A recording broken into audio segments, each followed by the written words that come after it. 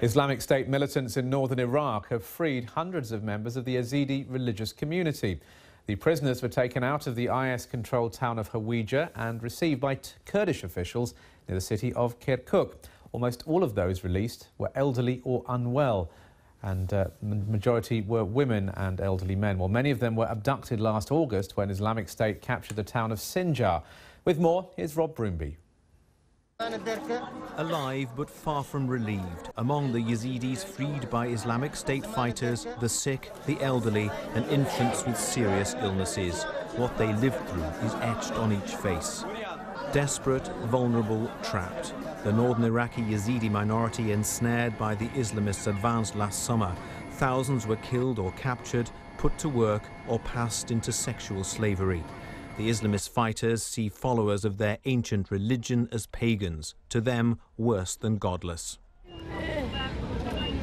Their journey to freedom began with a drive through the night. Many feared they'd be killed. Instead, they were finally released near Kirkuk, their anger unabated.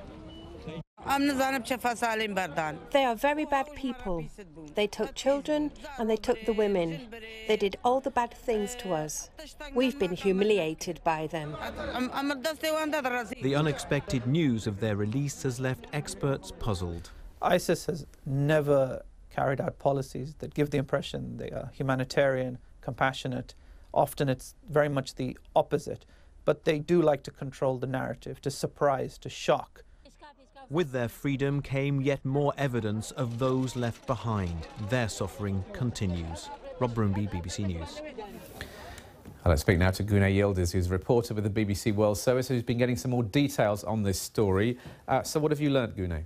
I've spoken to one Yazidi activist who is with the freed Yazidis, and he told me that the total number is 196. Most of them are elderly, at least about 5 of them are younger, who are mostly disabled, 3 of them physically disabled, 2 of them mentally disabled. He told me that they've taken the freed Yazidis to a town called Lalish, a major Yazidi Kurdish town northeast of Mosul, and he told me that ISIS have gathered together most of disabled and elderly Yazidis in Mosul before handing them over to Sunni tribal middlemen, who transferred them to near Kirkuk and basically dumped them near a Kurdish Peshmerga checkpoint. And the fact that they are mainly elderly or disabled, does that suggest that Islamic State really just didn't want to have them under their control?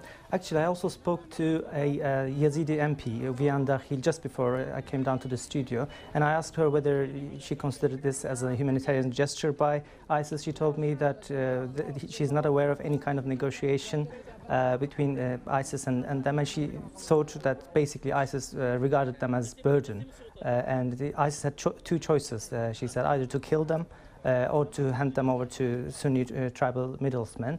And ISIS clearly saw Yazidis as kind of a commodity, because Yazidis are not people of the book as opposed to Christians, because when ISIS took over Christian towns, they offered them 2 choices, either convert to Islam or to pay special taxes. But when they captured the Yazidi towns in August, the choices were different, either convert to Islam or face death.